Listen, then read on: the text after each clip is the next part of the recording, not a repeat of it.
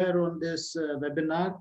I appreciate your efforts on education series, which you are introduced and continuously doing it for so long. This is a time which is, a difficult time. COVID, we have never experienced such a kind of situation in our life.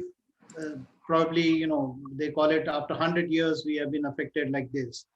Uh, in this difficult time, what is important for every one of us is to learn new things, understand where we are not really good at, and then update ourselves, upgrade ourselves.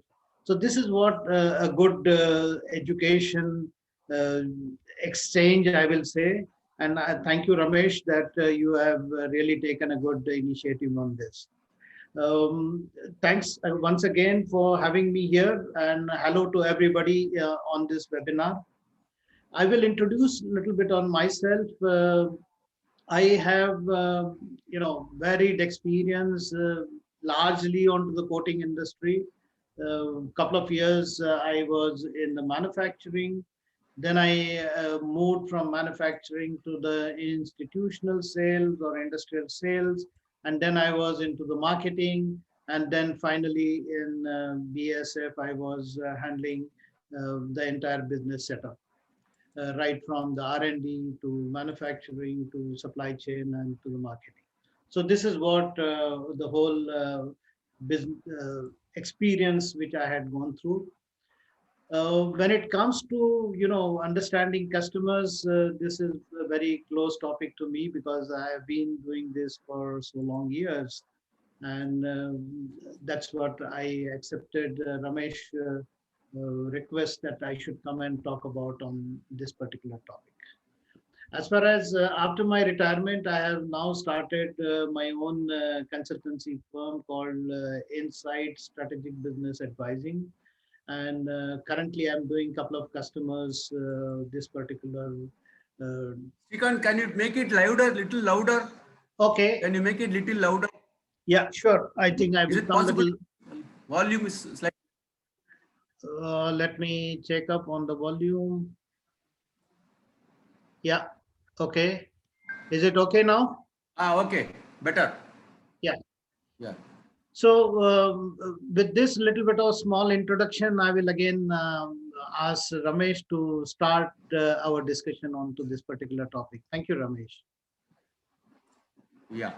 Okay. Thank you very much, Shrikant. In fact, when I was thinking about this topic and then you as a guest speaker, what came to my mind was something like since you have handled such a vast, see, most of the people who are in business, they handle a particular set of customers. For example, this size can be slightly here and there different, but then in your case, it's something like you have handled right from the big conglomerates like Maruti kind of customers to a small body shop kind of customers. Okay, so the also B2B and B2C kind of stuff actually. So how do you think the understanding customers is helping you in handling such a vast kind of customers, and what is the difference between the handling customers and bigger and the smaller kind of customers, Shrikant?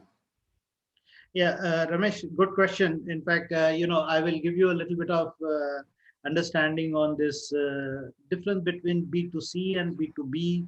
A lot of time people talk about this, and you know, uh, people feel it is very, very difficult or different.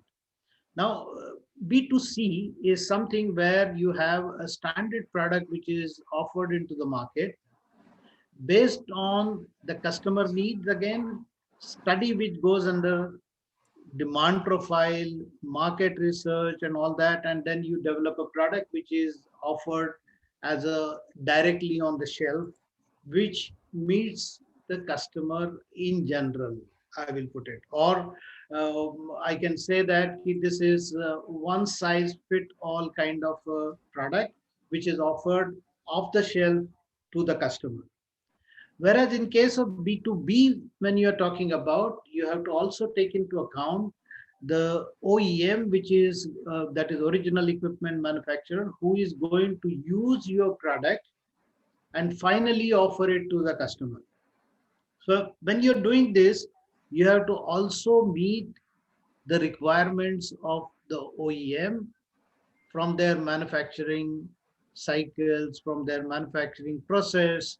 So how your product can be suitable to that particular uh, manufacturing setup, and finally also meet the end customers requirements. So in general, I will put it that B2B is kind of a B2BC. That means you have B2B plus B2C both together into this. So that's a general, I will say, give the example of B2B and B2C. In case of B2B, B2C, a lot of market research goes into in advance to understand the customer. So it's not that in case of B2C, you are not understanding your customer. It is very, very important rather to understand public at a large. I will give you a small example on Kellogg cereals, which was launched a couple of years back.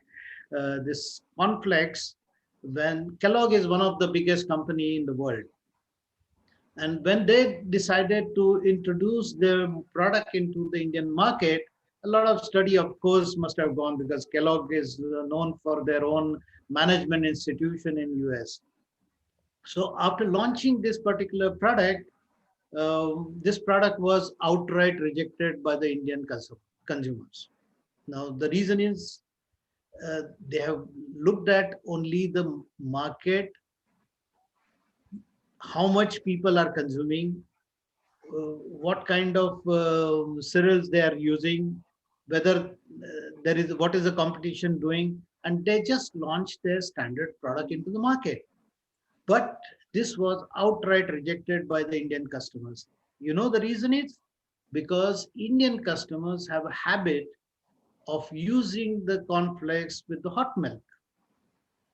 And when you put hot milk into the Kellogg, it was totally getting soggy and nobody liked it. And this was totally rejected. Whereas the normal cornflakes, which is offered into the market, it can still remain kind of crispy with the hot milk. And that is what the difference is. And this is what I will say the study which goes in understanding the customer. So this is a small example I just said I will give you. Coming back again, when it is like even B2B, Tata Nano is an excellent example, which was very recently we came across. With all the fanfare, this particular product, which was, I will say, with so many patents, almost like 25, 30 patents, was launched into the market with all the fanfare, but the product failed. The reason was this was always called as a cheap car. Now, one who is going to buy even at 1 lakh rupee is paying his hard money, and he is at certain level of the strata. He wants also to have his car to be shown off as a car, and that's where the entire you know Tata Nano marketing concept collapsed. And such a beautiful product, I must say, has really not seen the market in a right manner. So understanding a customer is very, very important in the whole run of a business. That's what I can say in the beginning. Yes, Ramesh. Okay. But then, yeah, I agree.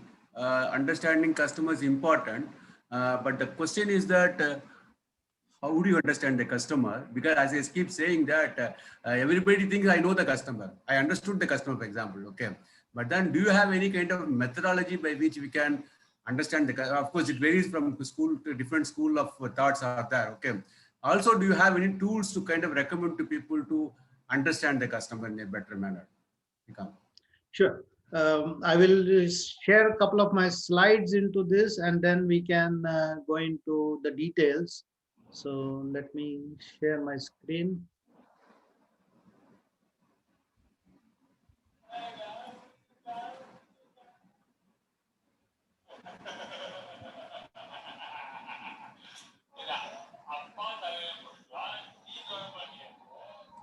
Can you see my screen? Yes. Yeah. So I will just share a couple of slides and give a basics of what is in understanding the customer. So if you look at it, normally a supplier supplies a product and services, product or services to the customer, and the ultimately this particular product or service is used by an end customer. So when we are looking at, many times we restrict ourselves to our immediate customer but not the end user. So when you are talking about understanding a customer, you may be tier one, you may be tier two, you may be a OEM company, but what is important is to understand the needs of your end customer, ultimate customer. So this is what I will say in the beginning as understanding of a customer means. Now, when you are doing this particular understanding of a customer, it is essential that we understand the customer across their business system. Shrikant, there is a thing that the voice is not clear from your side for people. Can Possible I to make it then little put more my, louder. Yeah, or yeah. shall I put my the mic Yes, on? put that, put Yeah, that. headphone. Yeah, just 1 minute.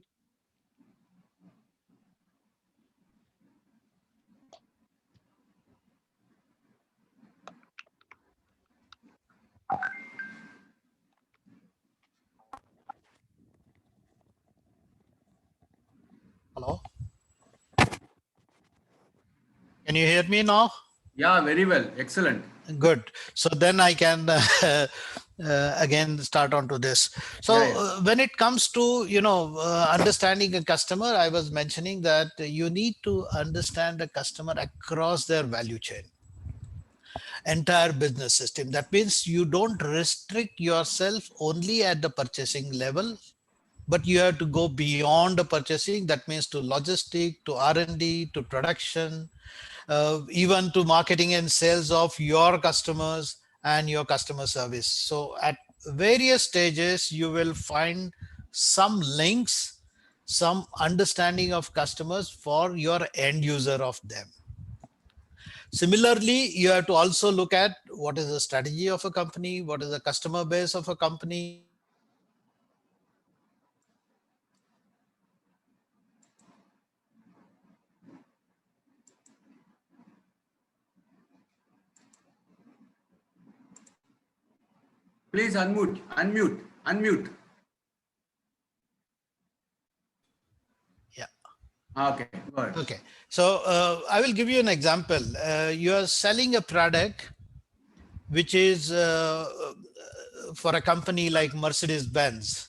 Now you have to understand what is the strategy of a customer, what is the strategy of a or customer base of a Mercedes Benz, and accordingly you have to have your product which is to the level of requirement of Mercedes Benz.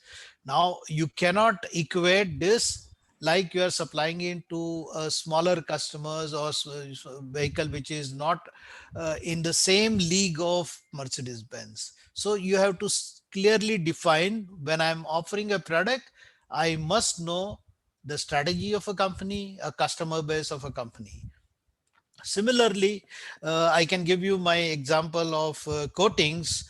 Uh, for example, a car is being launched and you need to have a new color for that particular new launch vehicle. Now, you will approach purchasing, probably even to R&D, but is it sufficient?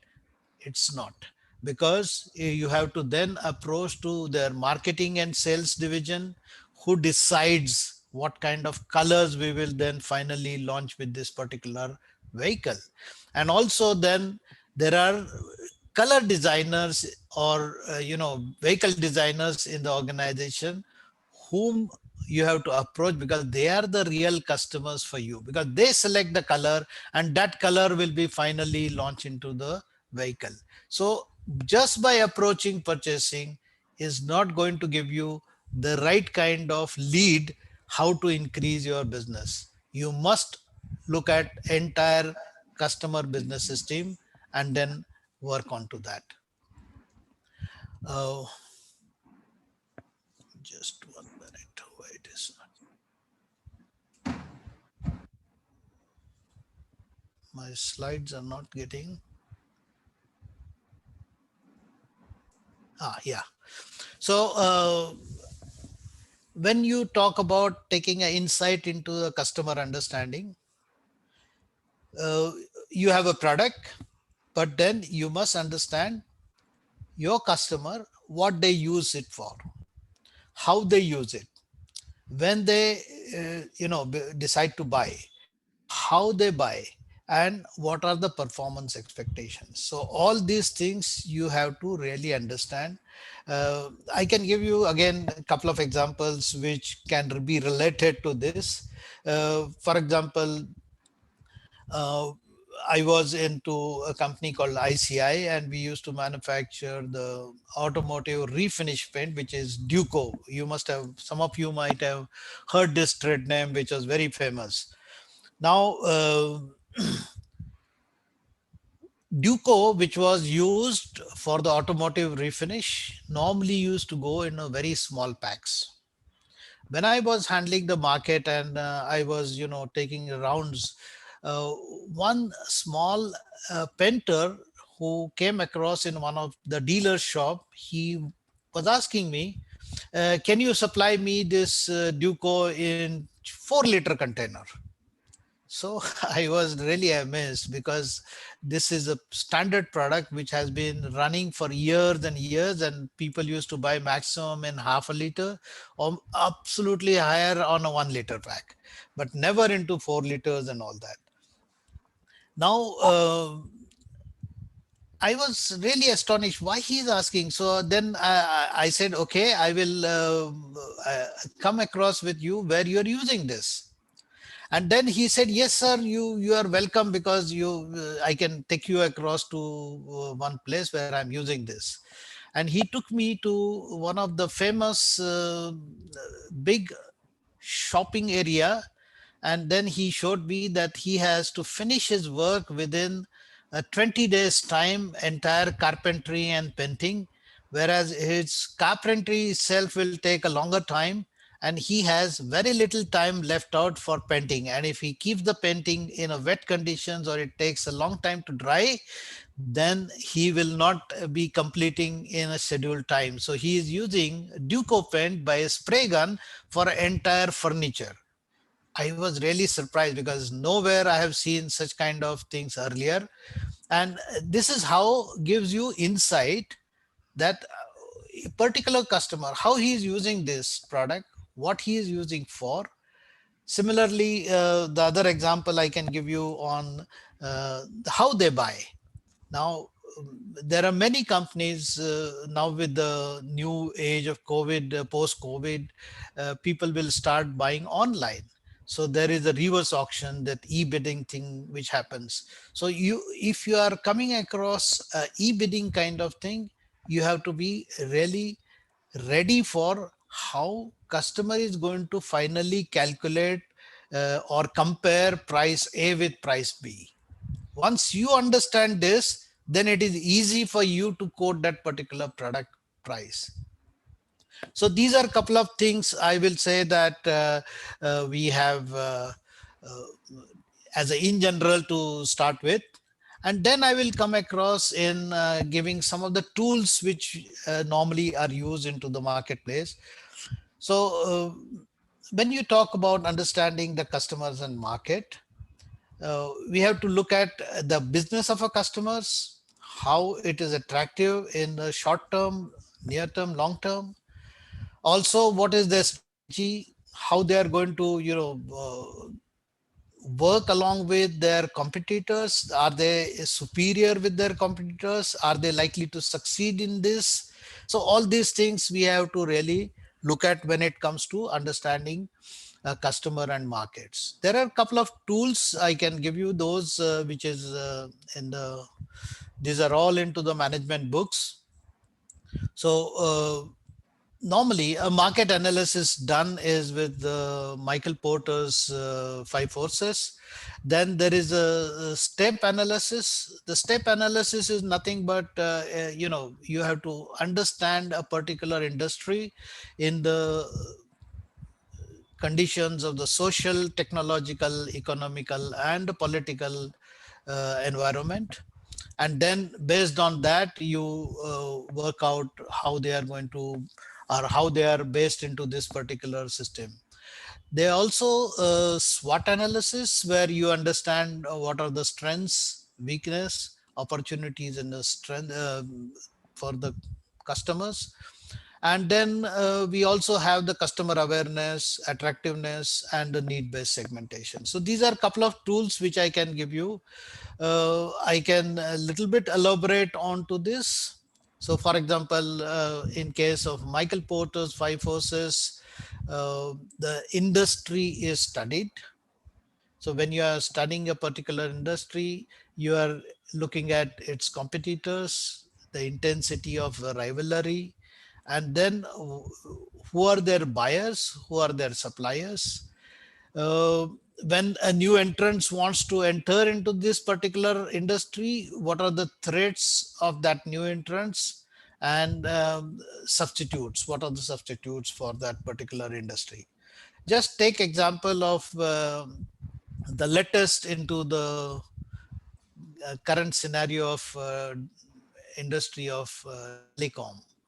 So at one point of time, we all know that this place had become crowded with a lot many entrants. But now slowly the competition has died, and now there are only three competitors into the industry.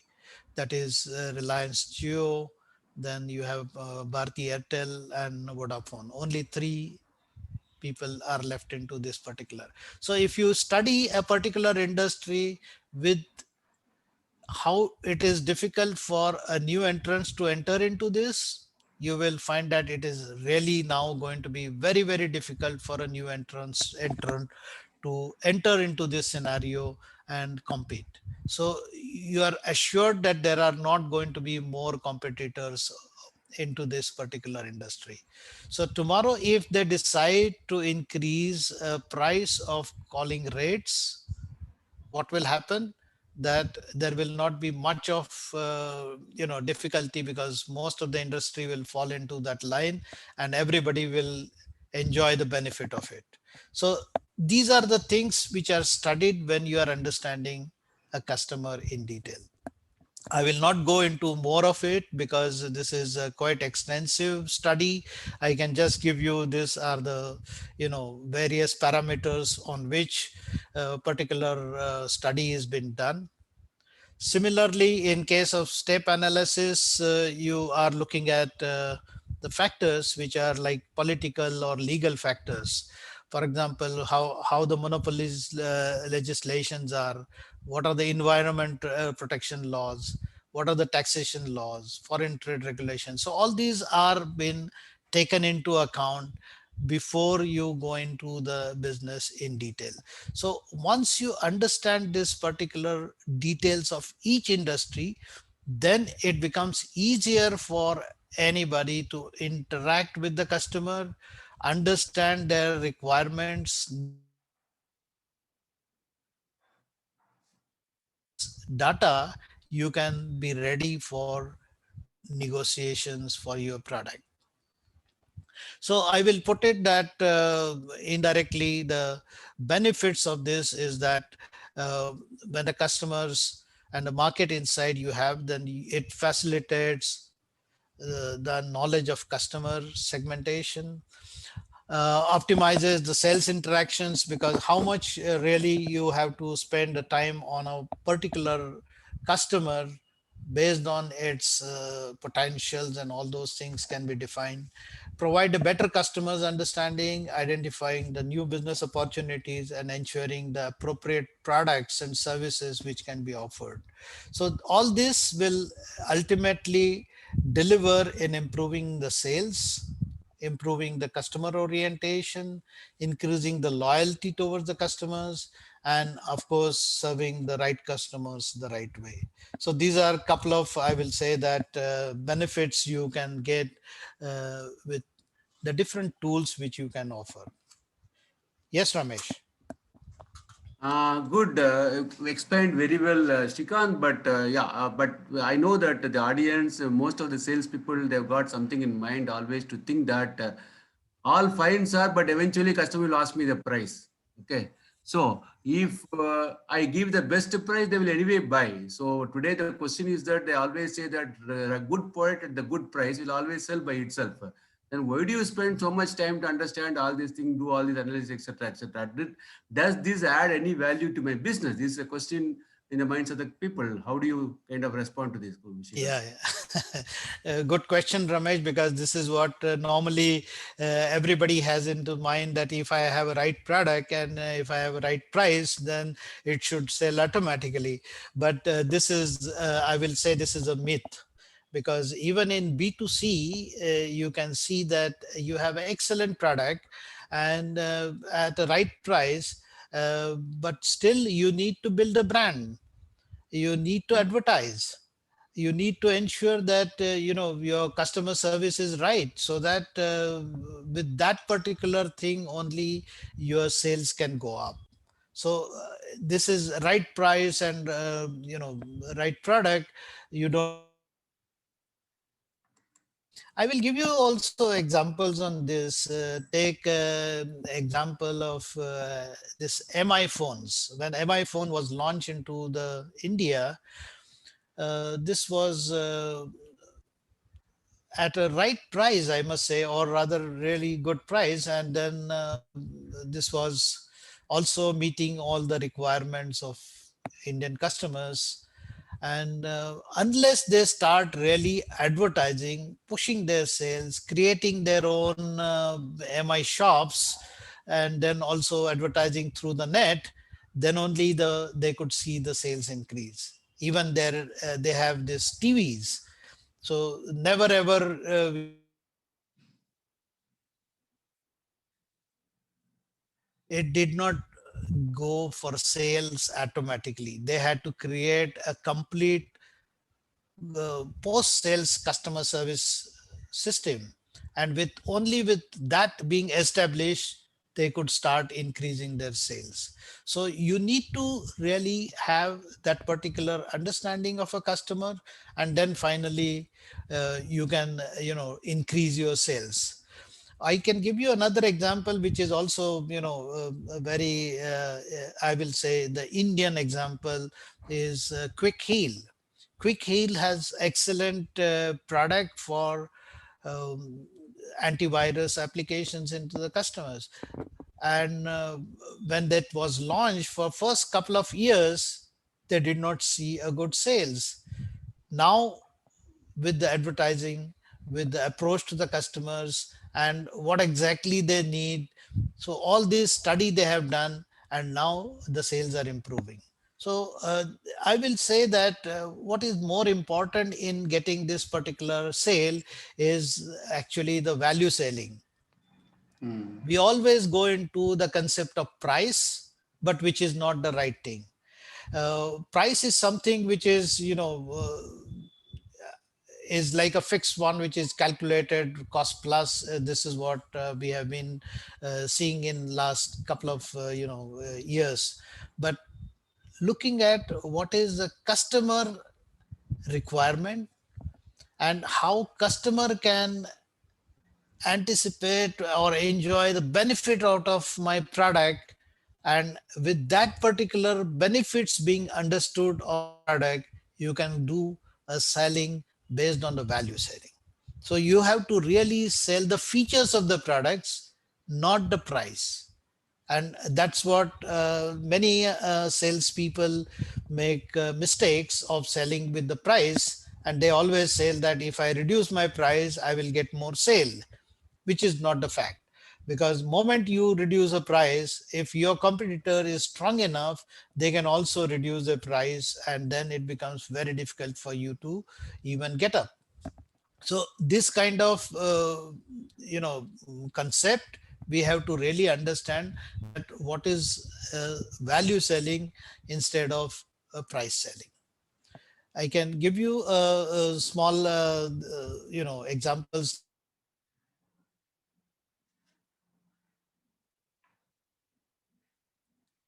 like you provide the benefits of the product, which is what the customer value.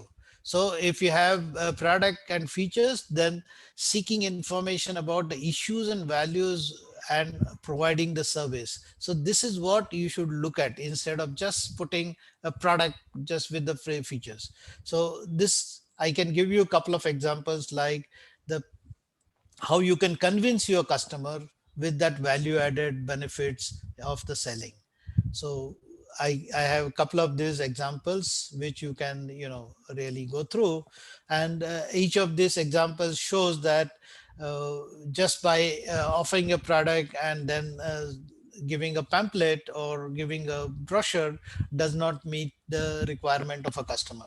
So you need to go into details of what is the pain point customer is having, how I can overcome that pain point, how I can add value, how I can make the customer more comfortable in using my product and getting the advantages and the benefits he should perceive, and then it becomes compelling for my customers to buy from me. Moment you go to that stage, then he starts evaluating product on that benefit and not on the price, Hmm. and then you can come out of your competition or competition mode. I will put it like that. Traditional approach, we have been using this target price, which is calculated as cost plus. That means by adding the target margins to be achieved plus the cost of production. So this is what traditional way of doing. But when we are looking at value pricing, we have to look at will it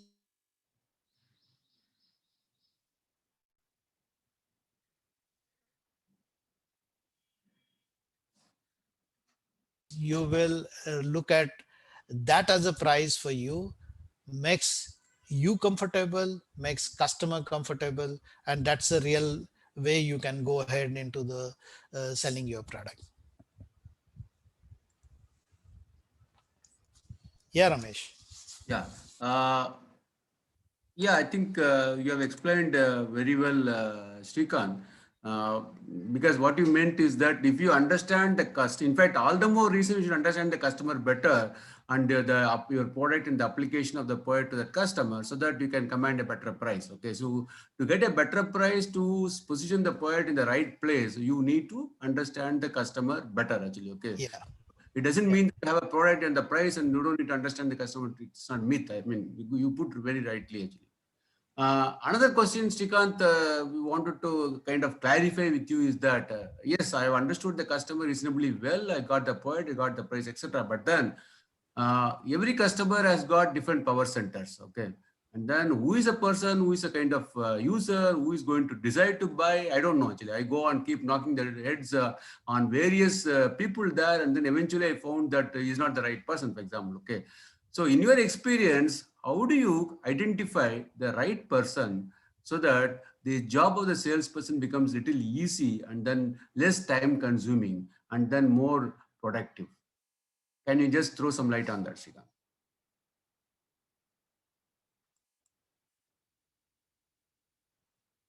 Touch upon the various customer business setup. That means right from purchasing to marketing to R&D and logistic and all that. So this is what in general, in case of B2B, you come across when you are launching a product or when you are offering a product. You need to touch upon all these different business practices of customer. Now normally in case of B2B, the purchase decision is not done by the purchasing department alone. This is a group decision. uh, it involves who are the decision makers, who are the ratifiers, who are the goalkeepers, gatekeepers, and all these things you have to take into account. So every person has a role. For example, if a particular product is being used by, then the actual user becomes a real um decision maker, because he wants to have a product which he can use and give the output to the organization. At the same time, you need to have a right price which will be decided by the purchasing team.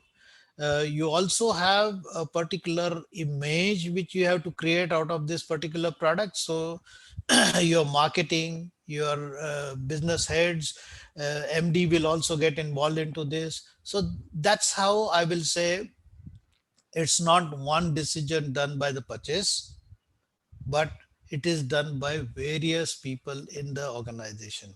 And that is what normally we make a mistake of approaching only the purchasing, or limiting ourselves in getting the information only from the purchase department. And purchase will tell what suits them, but you don't have then the real feel of who is calling the shots, who will decide. Because if you take into account, in case of an organization, if particular manufacturing is very very important to produce and deliver, then uh, what is important is that ease of doing that manufacturing is very very important. The rejection rate is very very important. And if these are taken into account, the manufacturing guy can call a shot and say, "Okay, I want this product only, because if you want final output from me, I will need this product." So purchasing will have a less say into the whole thing. He will have to make sure that he buys the right product from a company. So that's how I will put it, that total scenario. So understanding the roles of the buyer center is very very important. How can I do this particular thing? You can create a power map. So these you can draw the organization structure like this, and then you can decide whom I have to meet. So for example, you have a particular production department, engineering services, finance, sales, purchasing, inspection. Again, inspection is one of the very important area. So then once you have drawn this kind of organization structure, then you decide, when you start working out on who is my supporter, who is the neutral, who is my coach, and who is a non-supporter to me, and maybe some of the unknown things. So once you have drawn, we have visualized this influential structure of each person, then you can start operating how you can work on a non-supporter and convince him that you have a right product for the organization. So once you eliminate or convert non-supporter to a neutral even, your job is easier. Then you also have a clear idea whom to focus more, whom to really go on attacking with your all the benefits of your product, and then you can get a business very clearly defined. And finally you come to the negotiation table with that particular as a information. So this is what I will put it. I normally, you have a checklist before, getting ready for a Okay. negotiation. So what are their decision criteria and what are their value drivers? Uh, how is the customer demand and budget? Why they prefer to buy product from your company? Which is the biggest concern when the buying of the product? What roles exist in buying center? So once you work on this, you will come to know clearly where to concentrate your efforts on. So that's what you should Okay. rather follow into. Okay. Okay. Uh, I think you have put it very nicely, Shrikant, about this whole aspect of understanding customers. But again, question is that now with this changing atmosphere, changing situation like post-COVID kind of stuff, actually, also changing mentality of people, people are more self-centered, etc. There are many social changes are happening. Okay, uh, what tips you can kind of give to the budding salespeople to kind of keep abreast with the customer understanding customers and the challenges, etc., etc. You have any specific tips to kind of share to people, Shrikant? Uh, it's a interesting question because all of us are in the same boat. I will put it because this particular situation of COVID had just come in, and I must say that it is changing the entire business scenario for everybody. Um, COVID has really moved one thing very clearly into the market, which is digitization. uh, we were, maybe a year back, we were all talking about 5 years from now, this will happen. 5 years from now, we will do the business like this. But now the change has happened much quicker because of the COVID. And what we were anticipating will happen 5 years from now will probably happen 1 year from now. So that's the change which is coming into the marketplace, which is a very drastic change, I will say. Of course, I'm not the expert on what we should be doing into the change environment, but there are a couple of things which we can really look at. One, of course, is the biggest thing is change. We have to also keep changing ourselves very quickly. Look at this webinars. We never thought of doing the webinar 6 months back or before April. We always feel that we will go meet, not doing this kind of discussion sitting, but probably I will be standing and giving the lecture. So things are changing. Now we have to get used with webinar. Probably with the customers, we will be doing more webinars to explain our stand, explain the benefits. So you have to be more articulate in future. So there are a couple of challenges which will open up for us, all of us rather. So first thing is we need to keep a close watch on customer, how he's changing, because what kind of platforms is adopting. So this will keep us abreast of what we should also follow on to this. So again, we must understand how customer is doing this particular thing. The increased digitalization buying which is happening into the marketplace. I saw a news just 2 days or 3 days back that Maruti has sold 2 lakh vehicles in the last 6 months with the help of a net. That means online. Online. Yeah. So what does it mean? So that means more digital buying is going to happen. And when it is more digital buying which is going to happen, there will be a more data. And when you have a more data, then you must be ready how to handle this particular data. So this all thing we have to do. Then there is also going to be a more kind of a AI kind of thing which will come across much faster again. A lot of things like customer behavior will be now done out of the algorithm way. Already it is happening, but it will happen much faster, much bigger, much quicker. Every individual company will try to gather this particular data, and we should be also ready for doing all this thing. This is There is also going to be a shift which is from the highly analog decision making to a more kind of a complex algorithm based decision making which will also happen. So there are kind of things which will change is like going to be a mind boggling. At the first stage what we should be adopting is we have to make sure that this increased digital skills has to be imparted into the entire sales team. This is very very important going forward, because we have never come across this kind of things earlier, and now this change which will happen much faster, much abrupt and much stronger way. So all this has to be done. Of course, this is a very big topic in the whole organization. Rather, has to work on to this. So just as a few glimpse I have given that this is how it will make a shift. Okay. Uh, yeah. Shrikant, next question is about customer loyalty. I mean, some people believe customer has to be loyal. Some people believe loyalty need not be there. But then the fact of the matter is customers are becoming less and less loyal these days. But what's your experience on that and what's your opinion on that? Uh, loyalty is not love. Loyalty is loyalty, and loyalty can be measured.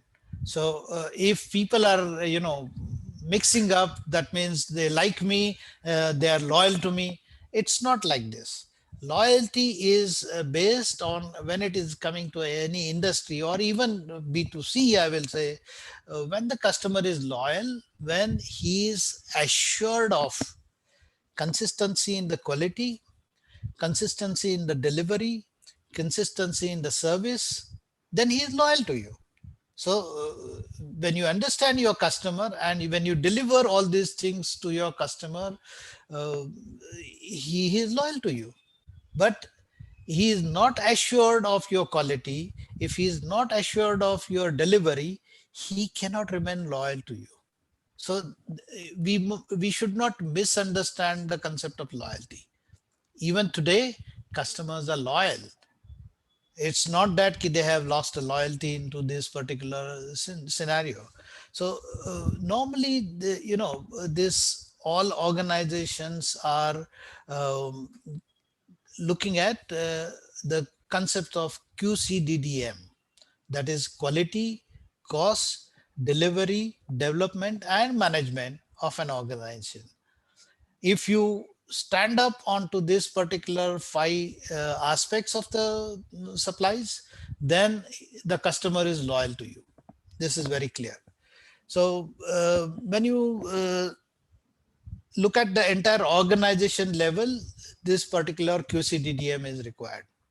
At the same time, when a salesperson as an individual goes across to a customer, then he has to be create his own uh, kind of what you can call, Trust.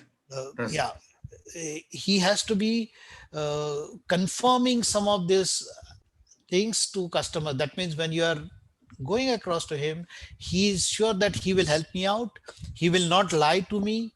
All those things, when you generate confidence into the customer, then your customer or person in the organization is loyal to you. So this is quite kind of loyal this thing. I can just say that more important is what is the trust which you have to create in the mind of a customer. As I explained, that the trust for the organization can come with QCDDM, but as a salesperson, you can build a customer loyalty or trust uh, by various means. It's not only that your expertise or knowledge can create the trust into the customer's mind. So I can just give you a couple of things that your expertise is required, your effectiveness of solution offering, which is very important. When he is in the need, when he has a problem, how you take care of his problem with your knowledge is important. So that's how you can develop a kind of a trust into the customer's mind, and then you have a loyal customer. So this is, in short, I can give you the. Okay. Good. Shrikant, so there's a final question from my side before we open the audience for questions is this. Yeah. Understanding customers, in my opinion, there can be two ways. One is rational, two is emotional. Okay. Because both are actually required. In fact, like a couple of weeks back, we have dealt with both these things in one of the webinars. Okay. But in your opinion, again, which is more important, emotional understanding or rational understanding? Which is more important for the successful sales? Yeah, good question. I will just put up this figure in front of the team. So it is important to understand customer more by the emotional rather than the rational. The reason is rational is what it is in front of you, as in person, but there is always, like an iceberg, the hidden things are there which is of emotional. And when you touch upon emotional things, then you will get a real answer. For example, a person is avoiding your product basically to use, what is in his mind? Does he have a fear that if I start using, I will have a problem? And if by introduction of your product, my company comes into a problem, I will be in soup, so I will probably not touch upon this. That can be a fear. So like that, you have to isolate each area and then work on this area. Once you do this particular thing, you have a solution, because rational is one which is like, which is a glossy picture, but what is behind it, that you have to study. So I will rather say that you have to have a more emotional understanding of a customer in depth, so that you can deal a customer very well. Good. I think your picture itself shows clearly the size of the iceberg Yeah. is bigger than the. It's more inside than outside. Very nice. Very nice. Yeah. Excellent. Excellent. Good. So I will now open the audience for questions, and those of you who are willing to want to ask questions, please use your audio. You can open and ask questions, or you can also type out in the chat box your questions. Actually, I encourage you all to really open up and ask as much questions as possible. As I say, this is a interactive webinar where it is not at all a kind of lecture kind of situation. Actually, so open to all. Any question from the audience? Your lines are you can unmute your audio lines and then ask questions. Hello, sir. Yes, sir. Yeah, Ganeshan here. Yeah, Ganesan, please go ahead. Yeah. Sir, you were talking about the understanding of the customer, and I think it's also important that to get a feedback from the customer. So, in this current situation, when we were meeting the customers earlier, we used to, sit in front of them and understand or try to know that what they are thinking and what are they thinking about our company and also as a person. So in this situation, the COVID situation, we are not able to meet the customers personally.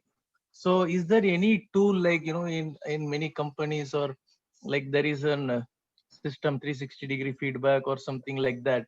Is there anything which is online available, or any sort of things have you experienced in your career, or which can be implemented without meeting the customers, so that we can also know that what they think about us?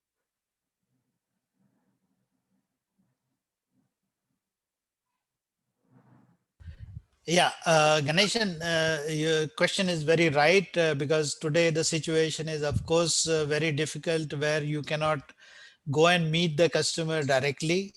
Uh, Earlier also, there used to be, market analysis or market research companies which used to do kind of, I will not call it a 360, but it was a more of in-depth research about a particular product or particular organization, how it is been viewed by different customers, and then they used to collect that data and give you the feedback, which was helpful in improving a particular area of a the negative area or to be improved area. But when it comes in today's situation, of course, although you have been not able to meet the customer face to face, but webinar is something which is easily available, and now everybody is very much used to this particular system. So you can design a meeting with your production guy, with quality guy. They will also find it very nice that you have been calling and asking particular feedback from them, and it will become much more, interactive session, which will help you in achieving these feedbacks in particularly this COVID time. Yeah, thank you, sir. Yeah. Okay. Any further questions? You can also type out in the chat if you want. Any further questions?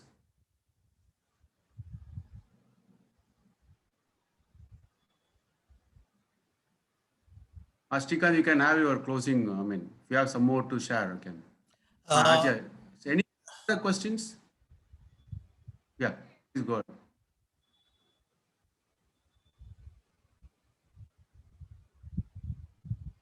Okay, you can go ahead, Shrikant, with your. Okay, I just have a couple of slides additionally which was prepared.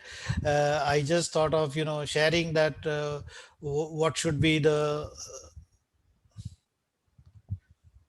I can just go across onto that particular slides.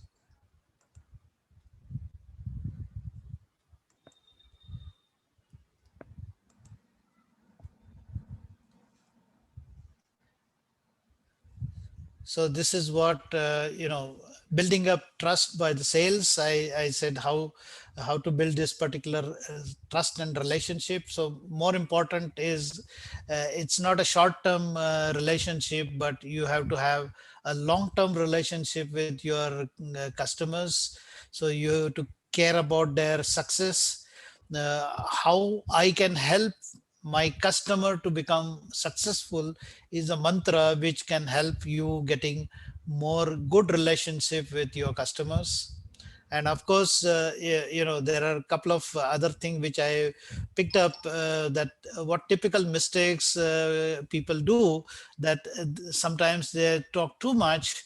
So we must follow the 70-30 kind of a rule, which is like listening is 70% and talking 30%. So there's also this arrogance which is shown in front of a customer, which is not liked normally by the customers. And then contacting only customer when you want to sell something is also not really good. So you should, if there is a product which is going into the market, a customer's place, and you still have nothing to do there, but still you go across and take the feedback how everything is going. Do they have any additional requirements? Can I help you into this particular thing? This can build your relationship. This can also feel them a good dependable person, and that's what we should look at. So it is like building relationship is not a short term thing, so it has to go into the long term, and it will take a little bit of long time. So that is how we should be really looking at it. That's it, Ramesh. I just thought of Shrikant, just a couple of comments. People are yeah, saying yeah. about your session that you can read by yourself.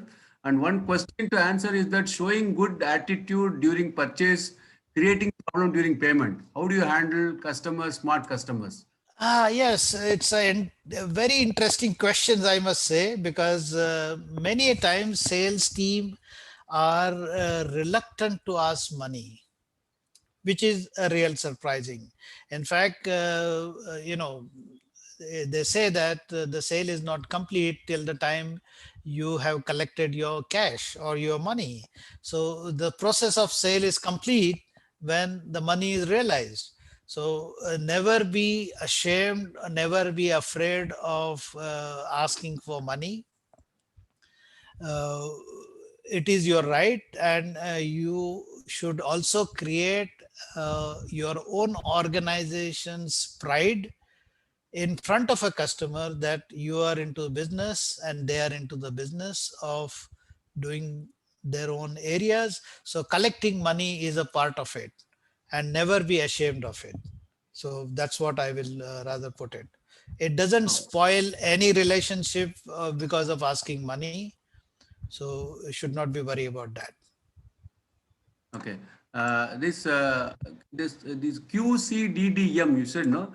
Somebody want to Yes. expand it actually. Can you just repeat it? Yeah, it is a quality of a product, cost of the product, delivery of the product, then development. That means when the customer is improving, is your company ready to develop a product according to their need or not? So this is on an organization basis. And finally, M is for the management. How management is capable. So supposing tomorrow somebody wants to expand the business like double, is management really looking into taking into account this particular opportunity and increasing their manufacturing system fully? So this is what normally they look at it. Okay. Good. I think there is no further questions. Shrikant, good many comments have come about, the people are very happy about your session. And personally, I am also really thankful to you of having taken so much time and pain to kind of share your experience by way of beautiful slides and insights. Thank you so much, Shrikant. And